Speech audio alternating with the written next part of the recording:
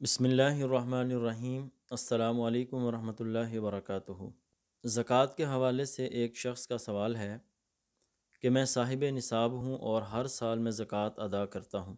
گزشتہ سال میں نے ایک کمیٹی ڈالی جس کو تقریباً 10 مہینے ہو چکے ہیں اور تقریباً 3 لاکھ روپیہ میں کمیٹی ادا کر چکا ہوں۔ میری کمیٹی ابھی تک نہیں نکلی اور 5-6 مہینے کے بعد میری کمیٹی بھی نکلے گی، لیکن اس مہینے میں زکوٰۃ ادا کرتا ہوں۔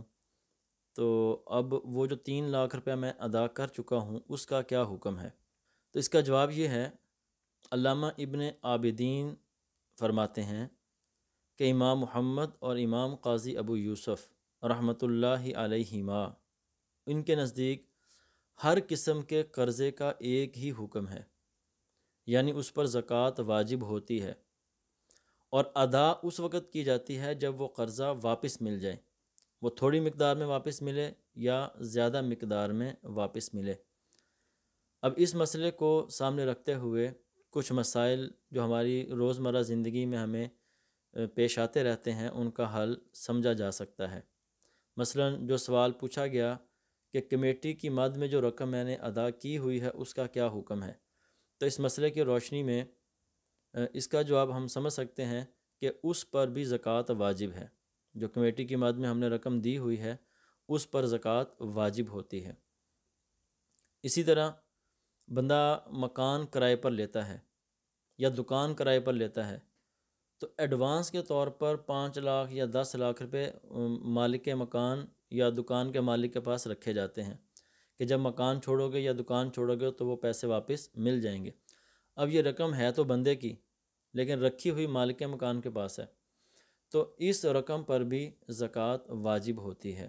اسی طرح بندے نے کسی کو قرض دیا ہوتا ہے تو اس نے کہا ہوتا ہے کہ میں 2 سال کے بعد یا 3 سال کے بعد ادا کروں گا، تو ہے تو پیسے بندے کے لیکن کسی اور بندے کے پاس رکھے ہوتے ہیں، تو اس صورت میں بھی وہ پیسے جو قرض کے طور پر اس نے کسی دوسرے بندے کو دیے ہوئے ہیں اس پر بھی زکوٰۃ واجب ہوتی ہے۔ اب یہ جو پیسے دوسرے لوگوں کے پاس ہوتے ہیں ان پر یہ بات تو کنفرم ہو گئی کہ زکوٰۃ واجب ہوتی ہے، لیکن اس زکوٰۃ کو ادا کرنے کے 2 طریقے ہیں۔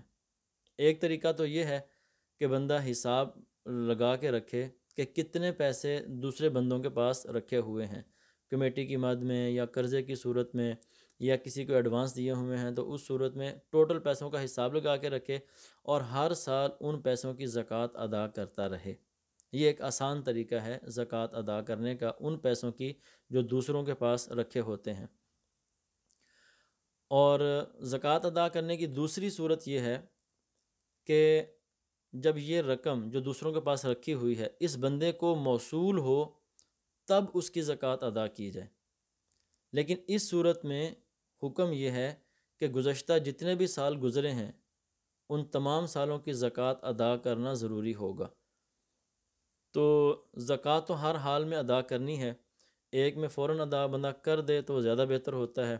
تو اگر بندہ 5 سالوں کے بعد 10 سالوں کے بعد وہ قرض کی رقم واپس ملتی ہے اس وقت زکوٰۃ ادا کرتا ہے تو تھوڑا مشکل ہو جاتا ہے حساب کا رکھنا، اس لیے بہتر طریقہ یہی ہے کہ ہر سال بندہ ان پیسوں کی زکوٰۃ ادا کرتا رہے۔ واللہ اعلم بالصواب۔